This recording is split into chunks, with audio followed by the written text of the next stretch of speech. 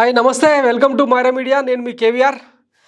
ఆంధ్రప్రదేశ్ రాజకీయాల్లో కీలక పరిణామాలు చోటు చేసుకుంటున్నాయి. ఒకవైపు ఎన్నికల సన్నద్ధతతో పాటు మరోవైపు వైసీపీ నుంచి వెళ్ళిపోతున్న నేతల్ని చేర్చుకునే క్రమంలో టీడీపీ జనసేన వ్యూహాత్మకంగా అడుగులేస్తుండడం, మరోవైపు టీడీపీ నుంచి బయటపడుతున్న నేతలను వైసీపీలో చేర్చుకునే కార్యక్రమాలు జరుగుతున్నాయి. ఇంకోవైపు నకిలీ ఓట్లు, దొంగ ఓట్ల మీద ఎన్నికల సంఘానికి వరుస కంప్లైంట్లు అందుతున్నాయి. ఈ నేపథ్యంలో ఒక కీలకమైన అప్డేట్ ఏంటంటే వైసీపీ థర్డ్ లిస్ట్ రాబోతున్న తరుణంలో విజయవాడ సిట్టింగ్ ఎంపీ కేశినేని నాని టీడీపీకి ఆల్రెడీ గుడ్ బై చెప్పారు. సో ఈ నేపథ్యంలో కేశినేని నాని వైసీపీ కండువా కప్పుకోవడం ఆల్మోస్ట్ ముహూర్తం ఫిక్స్ అయినట్టు ప్రచారం జరుగుతుంది. వైసీపీలో చేరడానికి ముందు ఆయన కొన్ని కండిషన్స్ పెట్టినట్టు తెలుస్తుంది. విజయవాడ ఎంపీతో పాటు విజయవాడ పార్లమెంట్ నియోజకవర్గం పరిధిలోని 5 స్థానాలలో తనకు సంబంధించిన అభ్యర్థులకు అవకాశం ఇవ్వాలని చెప్పి ఆయన ఒక డిమాండ్ పెట్టినట్టు సమాచారం. అయితే వైఎస్ జగన్ నుంచి సానుకూల స్పందన రాకపోగా విజయవాడ ఎంపీ సీటు తనకిస్తానని, అందులో భాగంగా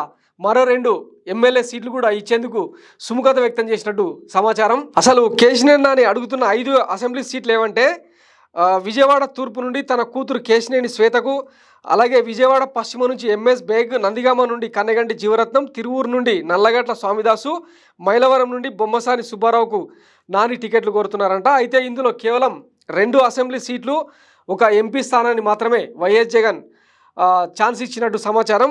అయినా కానీ ఆయన ఆల్మోస్ట్ వైసీపీలో చేరేందుకు రెడీ అయిపోయినట్టు తెలుస్తుంది.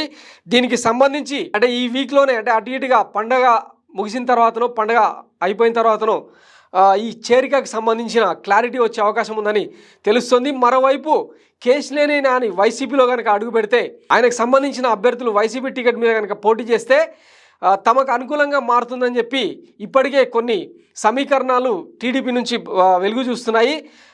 ఇది అంటే మాకు గోల్డెన్ ఛాన్స్ అన్న రేంజ్లో టీడీపీ సోషల్ మీడియాలో, తర్వాత టీడీపీ వెబ్సైట్లలో కనిపిస్తున్న వార్త.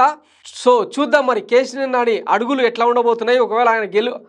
ఒకవేళ ఆయన వైసీపీలో చేరితే విజయవాడలో, గుంటూరు జిల్లాలో, కృష్ణా జిల్లాలో ఆయన ప్రభావం ఎట్లా ఉంటుందన్నది చూడాల్సి ఉంది. మొత్తం మీద ఆంధ్రప్రదేశ్ అసెంబ్లీ ఎన్నికలకు సంబంధించి ఫిబ్రవరిలో షెడ్యూల్ రాబోతున్నది. సో చూద్దాం మరి రిజల్ట్స్ ఎట్లా ఉంటాయి, కేశినేని నాని ప్రభావం ఎంత అన్నది ఆఫ్టర్ ఎలక్షన్స్ తెలిసే అవకాశం ఉంది. Thanks for watching Myra media. నేను మీ KVR, signing off. Thank you.